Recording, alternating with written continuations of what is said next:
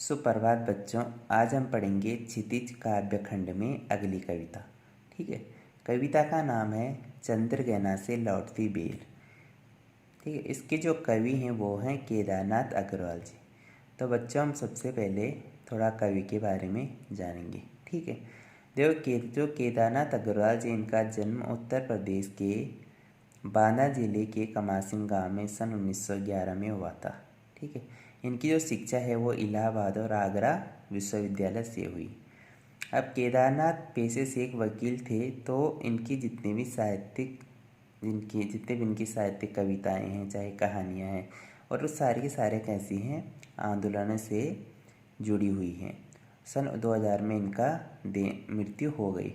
ठीक है, नीम के बादल, युग की गंगा, फूल नहीं रंग बोलते हैं, आग का आईना, पंख और पतवार, हे मेरी तुम मार प्यार की थापें और कहें केदार खरी खरी। ये क्या है, इनकी प्रमुख कविताएं हैं। ठीक है, इन्हें सोवियत लैंड नेहरू पुरस्कार और साहित्य अकादमी से सम्मानित किया गया। केदारनाथ अग्रवाल प्रगतिवादी धारा के प्रमुख कवि माने जाते हैं। जन सामान्य का संघर्ष और प्रकृति सौंदर्य उनकी कविताओं का मुख्य प्रतिपाद्य है। उनके यहाँ प्रकृति का यथार्थवादी रूप व्यक्त हुआ है, जिसमें शब्दों का सौंदर्य है, ध्वनियों की धारा है और है स्थापत्य की कला। संगीतात्मकता उनके काव्य की एक अन्यतम विशेषता है। बुंदेलखंडी समाज का दैनंदिन जीवन अपने खुलेपन और उमंग के साथ उनके काव्य में अभिव्यक्त हुआ है। केदार कविता की भाषा को लोक भाषा के निकट लाते हैं और ग्रामीण जीवन से जुड़े बिंबों को आत्मीयता के साथ प्रस्तुत करते हैं। अब देखो, जो ये केदारनाथ अग्रवाल जी हैं, ये एक प्रगतिवादी धारा के कवि माने जाते हैं। ठीक है, इनकी जितनी भी कविताएं वो सारे के सारे या तो प्रकृति पे आधारित है और सारी कविताएं क्या है, सत्य पर आधारित है।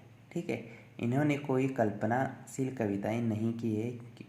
इन्होंने कैसी कविताएं बनाई हैं जो सत्य है, जो भी इन्हें सत्य दिखता है प्रकृति में, वही क्या करते हैं, ये अपनी कविताओं में उन्हीं को स्थान देते हैं।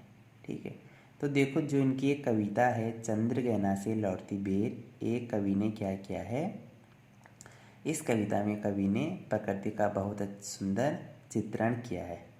ठीक है, चलो देखते हैं। चंद्रगहना से लौटती बेर, इस कविता में क्या है, जो कवि है वो चंद्रगहना से लौटती बेर, वो चंद्रगहना नामक एक गांव है, वहाँ से कवि वहाँ से वापस घर लौट रहा है।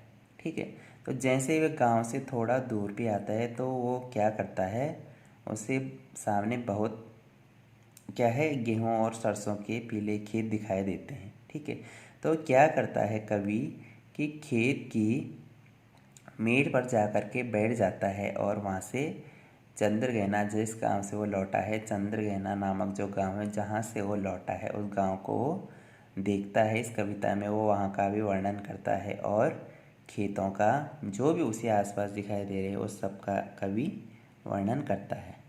ठीक है, तो चलो शुरू करते हैं। कवि कहता है कि देख आया चंद्रगहना, देखता हूँ दृश्य अब मैं, मेड़ पर इस खेत की बैठा अकेला, एक बीते के बराबर यह हरा ठिगना चना, बांधे मुरेठा शीश पर, छोटे गुलाबी फूल का सज कर खड़ा है। कि क्या कहता है, केदारनाथ अग्रवाल जी कहते हैं, कवि कहते हैं कि मैं चंद्रगहना नामक गांव देखकर लौट आया हूँ। देख आया चंद्रगहना, देखता हूँ दृश्य अब मैं। कि कवि क्या कह रहा है कि मैं चंद्रगहना नामक गांव देखकर लौट आया हूँ। अब मैं गांव के प्राकृतिक दृश्यों को जी भरकर निहारने के लिए या देखने के लिए खेत की मेड़ पर बैठा हूँ। ठीक है, एक बीते के बराबर ये हरा ठिगना चना, बांधे मुरेठा शीश पर, छोटे गुलाबी फूल का सजकर खड़ा है। आगे कवि कहता है कि मैं निपट अकेला बैठा, मैं यह दृश्य देख रहा हूँ कि सामने एक बालिश के बराबर, बालिश कहते हैं बहुत छोटा सा, छोटे के बराबर छोटे छोटे चने के पौधे खड़े हुए हैं। ठीक है।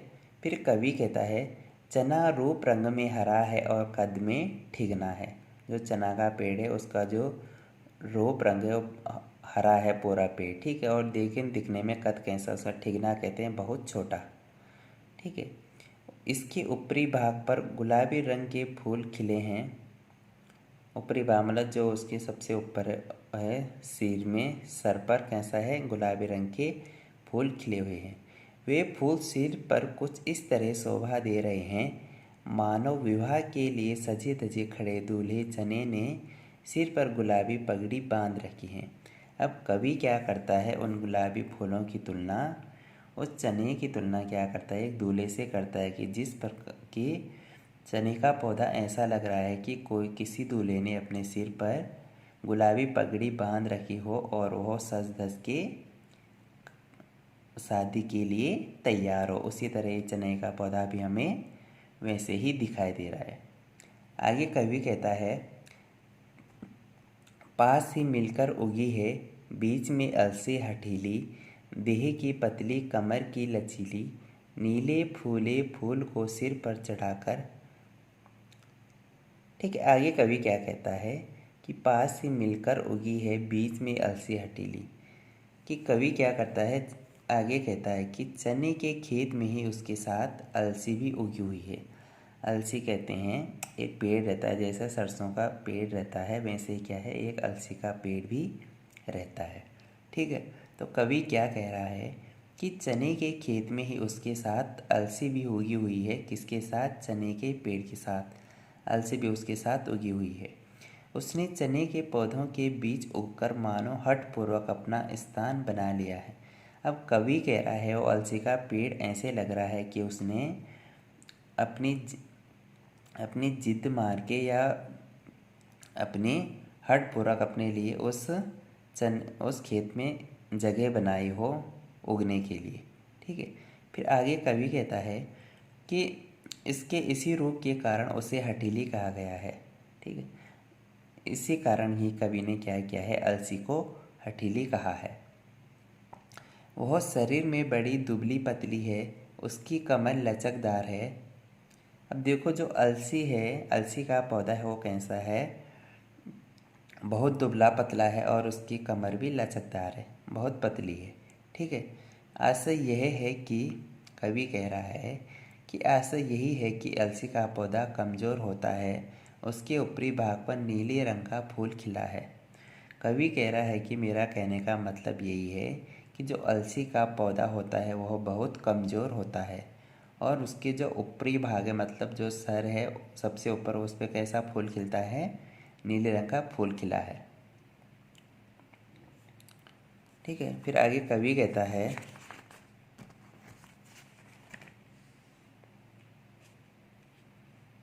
कि कर रही है जो छुए, यह दूं हृदय का दान उसको।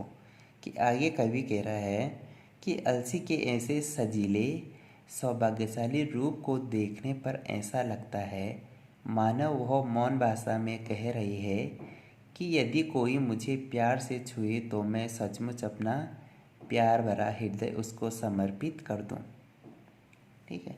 क्या कह रहा है, कवि कहता है कि अलसी को देखकर, उसके ऐसे सजले रूप को देखकर तो मुझे ऐसा लगता है कि मानो वह चुपचाप मन ही मन सोच रही है कि अगर कोई मुझे प्यार से छुए तो मैं सचमुच ही क्या कर दूंगा, उसको अपना हृदय दान कर दूंगा। ठीक है। फिर आगे कवि कहता है, और सरसों की न पूछो, और सरसों की न पूछो, हो गई सबसे सयानी, हाथ पीले कर लिए हैं, ब्याह मंडप में पधारी, फाग गाता मास फागुन, आ गया है आज जैसे। ठीक है। फिर कवि आगे कहता है कि सरसों के रूप सौंदर्य, और अब देखो खेत की मेड़ पर बैठा है तो उसे गेहूं के साथ ही सरसों की भी पेड़ दिखाई दे रहा है। वो कह रहा है कि सरसों के रूप सौंदर्य और हर्षोल्लास के बारे में मत पूछो, कि सब ओर उसका पीला चटकीला रंग छा रहा है। सरसों क्या है? चारों ओर उसका पीला और हरा रंग छा रहा है। उसका रूप ऐसा प्यारा, मनमोहक और आकर्षक लग रहा है कि उसे देखकर किसी विवाह योग्य कन्या का ध्यान आ जाना स्वाभाविक है। कि कवि क्या कह रहा है आगे कि सरसों की न पूछो, हो गई सबसे सयानी, हाथ पीले कर लिए हैं, ब्याह मंडप में पधारे। कि कवि कह रहा है कि सरसों का जो रंग है वो कैसा है, एक तो पीला है और चटकीला है। ठीक है, उसका ऐसा रूप देखकर ऐसा मनमोहक आकर्षक लग रहा है कि कवि कह रहा है कि मुझे ऐसा लगता है कि उसे देखकर कि जैसे कोई विवाह योग्य कन्या का ध्यान आ जाना स्वाभाविक है। कि मुझे लग रहा है कि कोई कन्या क्या है, शादी के लिए सज धज कर तैयार हो। कि चारों ओर खिले फूल, पीले फूलों को देखकर कवि ऐसा प्रतीत कर रहा है कि मानो कोई कन्या हाथों में हल्दी लगाकर उन्हें पीला करने की रस्म पूरी कर गई हो। ठीक है, फाग गाता मास फागुन आ गया है आज, जैसे देखता हूँ मैं स्वयंवर हो रहा है, प्रकृति का अनुराग अंचल हिल रहा है, इस विजन में दूर व्यापारिक नगर से प्रेम की प्रिय भूमि उपजाऊ है।